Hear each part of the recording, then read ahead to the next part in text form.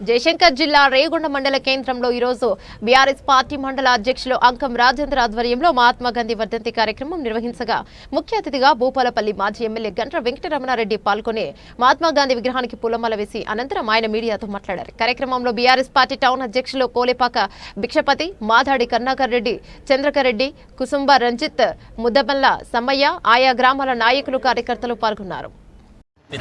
మహాత్మా గాంధీ గారి వర్ధంతి సందర్భంగా మహాత్మా గాంధీ గారికి ఘనమైనటువంటి నివాళులు అర్పిస్తూ ఈ దేశ స్వాతంత్ర్యం కొరకు భారతదేశంలో ఉండేటువంటి అన్ని వర్గాలను ఏకం చేసి దేశ స్వాతంత్ర్యం కొరకు పోరాటం చేసినటువంటి గొప్ప మహనీయుడు మహాత్మా గాంధీ గారు.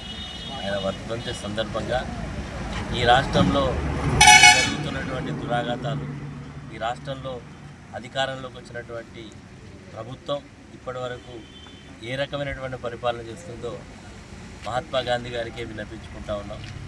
మరి ఎందుకంటే ఎన్నికల ముందు 420 హామీలు, 6 గ్యారెంటీలు ఇచ్చి అధికారంలోకి వచ్చింది ఈనాటి ప్రభుత్వం.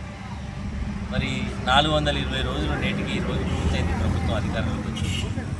మరి 420 రోజులు దాటినా 420 హామీలు అమలు కాలే, 6 గ్యారెంటీలు అమలు కాలే. రోజు ఆశ పెడతా ఉన్నాడు.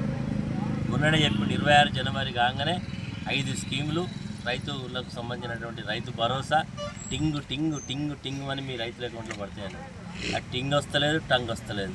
మరి ఏమొస్తుంది? ఏం రైతుల అకౌంట్లో డబ్బులు పడతలేవు. రైతులకు బోనస్ డబ్బులు ఇప్పటికి 500 రూపాయలు పడలేదు, సన్నధాన్యానికి పడలేదు, దొడ్డు ధాన్యం గురించి ఊసేలేదు. ఈరోజు మహిళలకు ఇస్తానటువంటి 2500 రూపాయల గురించి ప్రస్తావన లేదు. తులం బంగారం గురించి మాట్లాడతలేరు. అర్హులైన వాళ్ళకి ఇండ్లు ఇస్తామని చెప్పి గ్రామ సభలు నిర్వహించారు. ఆ గ్రామ సభల్లో అప్లికేషన్లు పెట్టుకున్నటువంటి జాబితా చదివిన తప్ప మరి ఎంపిక చేసిన జాబితా చదవలేదు. అయోమయం జగన్నాథం లాగున్నది రాష్ట్ర ప్రభుత్వం.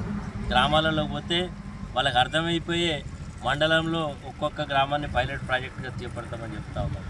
అంటే ఏది పొద్దున మాట్లాడిన మాట మధ్యాహ్నానికి లేదు, మధ్యాహ్నం మాట్లాడి సాయంత్రం లేదు, మొత్తం లేకుండా మాట్లాడుతూ ఉన్నారు.